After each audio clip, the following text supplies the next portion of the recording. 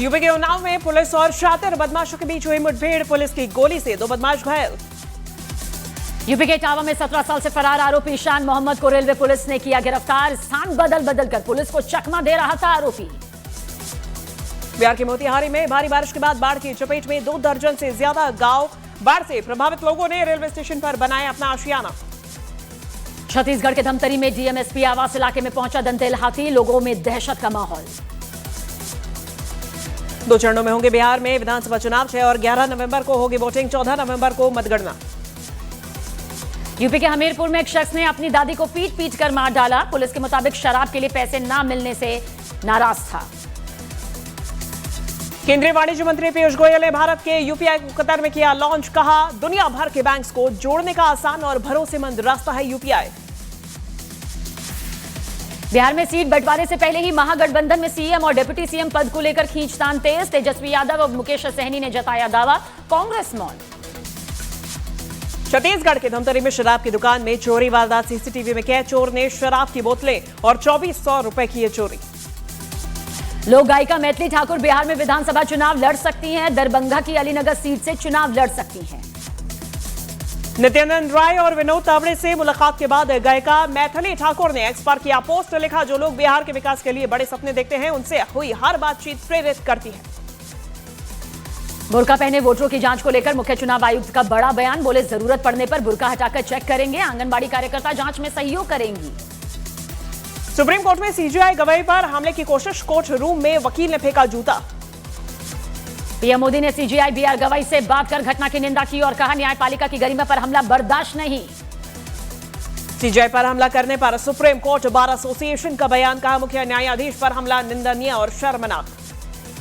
बिहार के छपरा में मूर्ति विसर्जन के दौरान हादसा। आग से स्टंट करते वक्त एक शख्स ने अपने साथी पर फेंका पेट्रोल। व्यक्ति के झुलसने से हड़कंप मचा।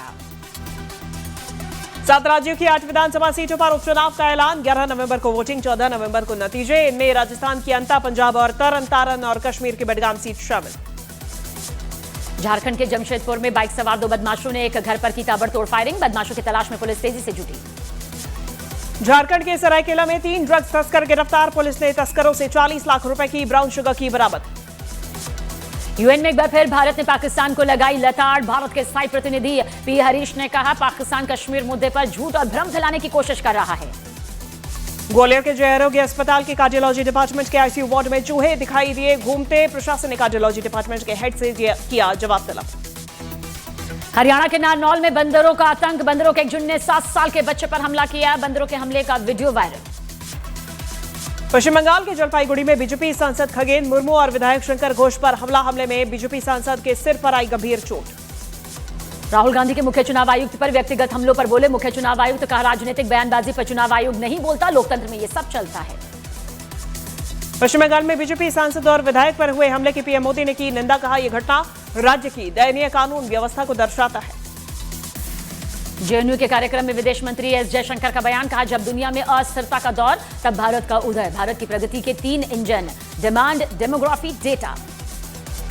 मध्य प्रदेश के सिंगरौली में कलेक्टर ने जिला अस्पताल का अचानक किया निरीक्षण। अस्पताल में गंदगी और डॉक्टर्स की गैरहाजिरी पर नाराजगी जताते हुए सैलरी काटने के आदेश दिए। दिल्ली एनसीआर में अचानक हुई बारिश से तापमान में भारी गिरावट दर्ज की गई। मौसम का मिजाज बदला। जम्मू कश्मीर के किश्तवाड़ में समय से पहले हुई बर्फबारी से इलाके में सर्दी ने दी दस्तक। मचेल घाटी में जमी बर्फ की मोटी परत। मनाली के ऊपरी इलाकों में बर्फबारी का दौर जारी। रोहतांग पास और अटल टनल में बिछी बर्फ की सफेद चादर। नेपाल में हुई भारी बारिश से आई बाढ़ ने बिहार के पूर्वी चंपारण में असर दिखाना किया शुरू। सड़कों पर 3 से 4 फीट तक भरा पानी। रक्षा मंत्री राजनाथ सिंह ने बंगाल बीजेपी के प्रदेश अध्यक्ष समिक भट्टाचार्य से फोन पर बातचीत कर सांसद खगेन मुर्मू के स्वास्थ्य के बारे में जानकारी दी। बिहार के मधुबनी में कोसी बैराज से 5 लाख क्यूसेक पानी छोड़े जाने से करीब 4 दर्जन गांवों में भरा पानी। लोग ऊंची जगहों पर शरण लेने को मजबूर। केदारनाथ धाम में हुई सीजन की पहली बर्फबारी। मौसम विभाग ने कहा, कुछ दिनों में तेज होगी केदारनाथ में बर्फबारी। मुजफ्फरनगर पुलिस ने आयला मोहम्मद को लेकर सिर काटने की धमकी देने वाले नदीम को किया गिरफ्तार। 3 दिन बाद पकड़े गए युवक ने थाने में मांगी माफी। आई लव मोहम्मद के नारों पर बोले किरेन रिजिजू, ये नारे देश को बांटने की साजिश। देश में सभी धर्म के लोग सुरक्षित और बराबर हैं। बीजेपी अध्यक्ष जेपी नड्डा ने जलपाईगुड़ी में हमले के बाद सांसद खगेन मुर्मू से फोन पर की बात, जाना उनके स्वास्थ्य का हाल। बिहार के जमुई में गिरफ्तारी से बचने के लिए घर की पानी की टंकी में छिपा शख्स, तलाशी के दौरान पुलिस ने शख्स को ढूंढ लिया। पीएम मोदी की पोस्ट पर बोले बीजेपी नेता शुभेंदु अधिकारी, कहा पीएम मोदी के शब्द हमारे लिए प्रेरणा। मध्य प्रदेश के शिवपुरी में सिंध नदी में गिरी कार, स्थानीय लोगों ने गाड़ी में सवार परिवार को बचाया। बंगाल हिंसा पर बोले बीजेपी नेता विनोद तावड़े, कहा बंगाल में अराजकता चरम पर, ममता बताएं क्या जनता से मिलना बंगाल में अपराध हो गया। उत्तर प्रदेश के मुजफ्फरनगर में दर्दनाक सड़क हादसा, ट्रक और कार में भीषण भिड़ंत में 3 लोगों की दर्दनाक मौत, 1 जख्मी। अनुराग ठाकुर ने पश्चिम बंगाल की सरकार पर साधा निशाना, कहा माता राज में बंगाल में गुंडागर्दी और अराजकता चरम पर। पश्चिम बंगाल में बीजेपी सांसद और विधायक पर हमले के मामले में टीएमसी का बयान, कहा हम हिंसा का समर्थन नहीं करते। कोसी बैराज से छोड़ा गया 5 लाख क्यूसेक से ज्यादा का पानी, मधुबनी के मधेपुर प्रखंड के कई गांव पानी में डूबे। बिहार के सहरसा में कोसी बैराज के गेट खोले जाने से कई गांव में बाढ़ आ गई, सड़कों पर पानी भरने से 30 से ज्यादा गांवों का संपर्क टूट गया। मथुरा में फलाहारी बाबा ने पीएम मोदी को लिखा पत्र, भारत के सभी मुसलमानों को पाकिस्तान भेजने और पाकिस्तान से सनातनों को भारत बुलाने की अपील। बिहार के दरभंगा में कमला बलान नदी में उफान की वजह से 8 गांव टापू में तब्दील, सैकड़ों एकड़ में लगी फसल पूरी तरह बर्बाद। नेपाल की तराई में भारी बारिश से अररिया की 3 नदियां उफान पर, कई गांव पानी में डूबे, प्रशासन राहत बचाव कामों में जुटा। बीजेपी नेता गौरव भाटिया ने टीएमसी पर लगाए गंभीर आरोप, कहा टीएमसी के गुंडों ने बीजेपी सांसद पर हमला किया और अब बंगाल में बदलाव होगा। तिब्बत के माउंट एवरेस्ट के पास बर्फीले तूफान में फंसे 550 ट्रैकर्स, 300 ट्रैकर्स को सुरक्षित निकाला गया, 200 ट्रैकर्स को बचाने की कोशिश जारी। बरेली हिंसा मामले में अब तक 84 गिरफ्तारियां, 7 आरोपियों पर 15-15 हजार का इनाम, पुलिस उनके बैंक खातों की भी जांच कर रही है। पश्चिम बंगाल के राज्यपाल ने बाढ़ और भूस्खलन से प्रभावित इलाकों का किया दौरा, कहा मैं किसी पर आरोप लगाने नहीं आया, रिपोर्ट तैयार कर केंद्र को भेजूंगा। राजस्थान के झुंझुनू में मीटर रीडिंग के दौरान फीडर इंचार्ज से मारपीट, घटना से गुस्साए कर्मचारी, पुलिस ने आरोपियों के खिलाफ केस दर्ज किया। पीएम मोदी के बयान पर पश्चिम बंगाल की मुख्यमंत्री ममता बनर्जी का पलटवार, कहा सबूत बिना राज्य सरकार को दोषी ठहराना गलत। सुप्रीम कोर्ट में आज 2020 दिल्ली दंगों के मामले में होगी सुनवाई, शर्जील इमाम, उमर खालिद और गोलशिफा फातिमा सहित 9 आरोपियों की जमानत याचिकाओं पर सुनवाई होगी। जहरीले कफ सिरप से छिंदवाड़ा में बच्चों की मौत का मामला, पीड़ित परिवार से मिले मुख्यमंत्री डॉक्टर मोहन यादव। यूपी के कासगंज में दिन दहाड़े लूट की कोशिश, लूट का विरोध करने पर जनसेवा केंद्र के संचालक पर जानलेवा हमला। छत्तीसगढ़ के भरतपुर में कोयला खदान में विस्फोट, 12 मजदूर गंभीर रूप से घायल, कई गाड़ियां पत्थरों के नीचे दबी। पीएम मोदी ने वर्ल्ड पैरा एथलेटिक्स चैंपियनशिप में 22 मेडल जीतने वाली भारतीय टीम को दी ढेरों बधाई, खिलाड़ियों ने 6 गोल्ड, 9 सिल्वर और 7 ब्रॉन्ज मेडल जीते। साउथ एक्टर विजय देवरकोंडा की कार का हुआ एक्सीडेंट, हैदराबाद बेंगलुरु पर बोलेरो कार ने पीछे से मारी टक्कर। विजय देवरकोंडा ने सोशल मीडिया पर एक्सीडेंट के बाद सोशल मीडिया पर पोस्ट किया, लिखा कार को टक्कर लगी लेकिन हम सब ठीक। कॉमेडियन भारती सिंह ने अपनी दूसरी प्रेगनेंसी की खबर की साझा, तस्वीर में पति हर्ष लिम्बाचिया संग रोमांटिक पोज देते हुए बेबी बम किया फ्लॉट।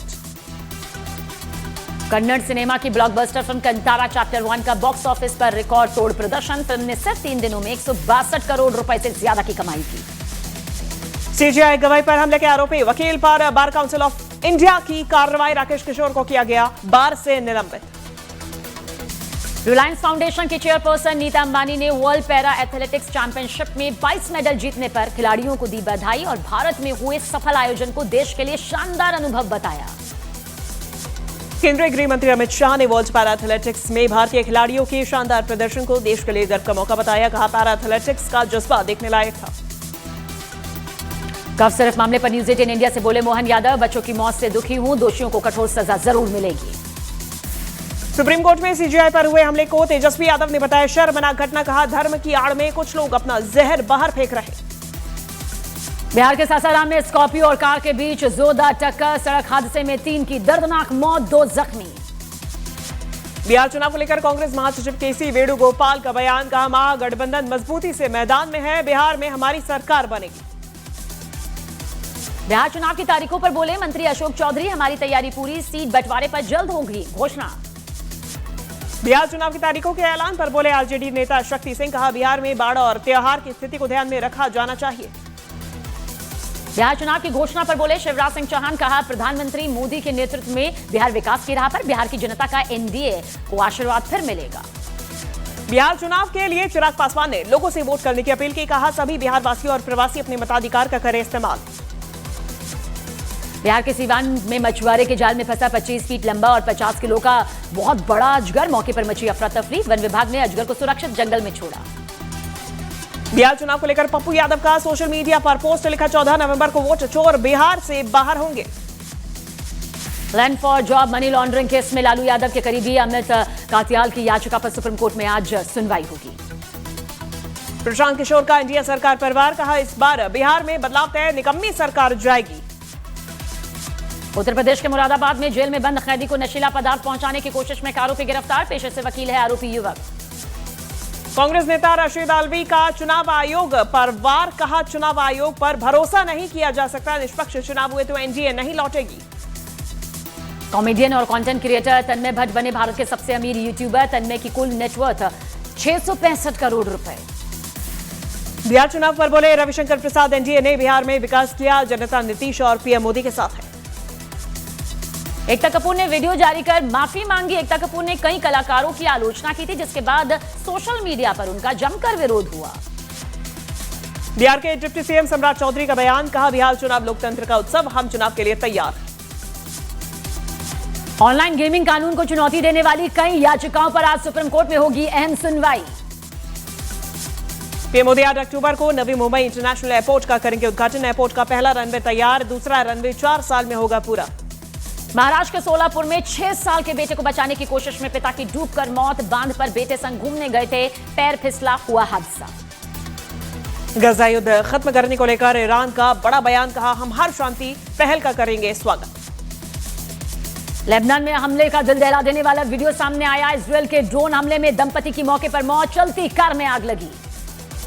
अमेरिका के राष्ट्रपति ट्रंप ने नई टैरिफ का किया ऐलान। 1 नवंबर 2025 से दूसरे देशों से आने वाले मध्यम और भारी ट्रक्स पर 25% लगेगा टैरिफ। इजरायली सेनाओं ने लेबनान में एयर स्ट्राइक में हिजबुल्लाह के बड़े आतंकी हसन अली जमील आतवी को मार गिराने का दावा किया। आतवी हिजबुल्लाह को फिर खड़ा करने की कोशिश में जुटा हुआ था। ईरान ने गजा में शांति के लिए शुरू हुई कोशिशों का किया स्वागत, लेकिन ईरान के विदेश मंत्रालय ने कहा कि अमेरिका के कुछ शांति प्रस्ताव चिंता पैदा करने वाले।